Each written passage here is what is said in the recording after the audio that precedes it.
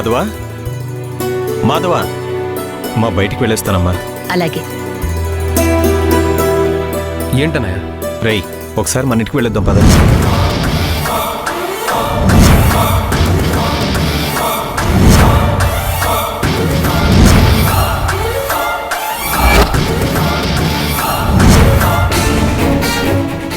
అదేంటన్నయ్య, ఒకరోజు ఆగమని చెప్పాను కదా, మళ్ళీ పొద్దున్నే లేచి వెళ్దాం అంటావేంటి? తర్వాత వెళ్దాంలే. ఇంటి పనులు జరుగుతున్నాయన్నావు కదా, అసలు ఎంతవరకు వచ్చినాయో చూసొద్దాం ఒకసారి పద.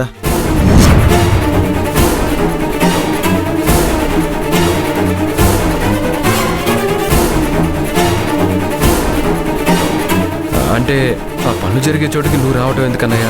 ప్రశాంతంగా ఇంట్లో ఉండు, పనవగానే వాళ్లే ఫోన్ చేస్తారు, అప్పుడు మనం వెళ్దాం.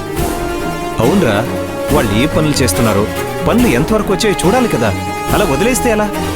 ఆ ఇంటికి వెళ్దామంటే వద్దంటున్నావు, కనీసం చూడడానికి కూడా వెళ్ళకూడదా?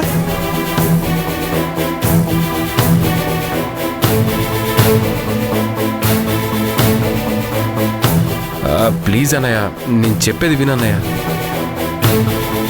ఇప్పుడు నువ్వు ఆ ఇంటికి వెళ్ళి చూడడం అంత అవసరమారా? ఒక 2 రోజులు ప్రశాంతంగా ఉండరా, తర్వాత వెళ్ళొచ్చు కదా. అవునరా, ఇప్పుడు నువ్వు వెళ్ళడం మంచిది కాదు. నా మాట విను. అవును బావా, మనం తర్వాత వెళ్దాంలే.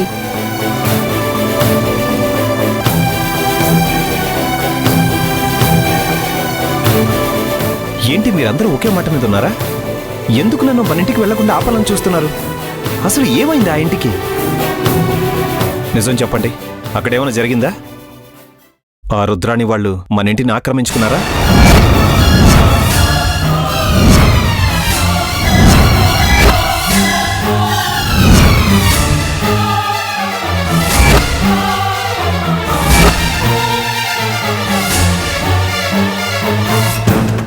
చచ్చా, అదేం లేదన్నయ్య. మరేం లేనప్పుడు ఎందుకురా భయపడుతున్నారు? ఎందుకు నన్ను ఆ ఇంటికి వెళ్ళనివ్వకుండా అడ్డుపడుతున్నారు?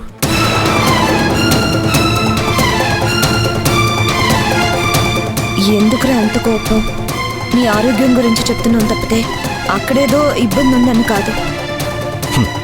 నా ఆరోగ్యానికి ఇబ్బంది అయితే నేను లోపలికి వెళ్ళను, రోడ్డు మీద నిలబడే చూస్తాను, సరేనా? ఎక్కడికైనా వెళ్ళేటప్పుడు చెప్పకుండా వెళ్ళొద్దు అని చెప్పారు కాబట్టి చెప్తున్నాను. ఏరా, నువ్వు నన్ను తీసుకువెళ్తావా లేదా నన్నే వెళ్ళమంటావా చెప్పు. అన్నయ్య అది సరే, వద్దులేరా, నేనే వెళ్తాను, నువ్వు ఇంట్లోనే ఉండు. అన్నయ్య ఆగనే. సరే అన్నయ్య, వెళ్దాం అన్నయ్య. మధ్యాహ్నం వెళ్దాం. మధ్యాహ్నం కాదు, ఇప్పటికిప్పుడే వెళ్ళాలి.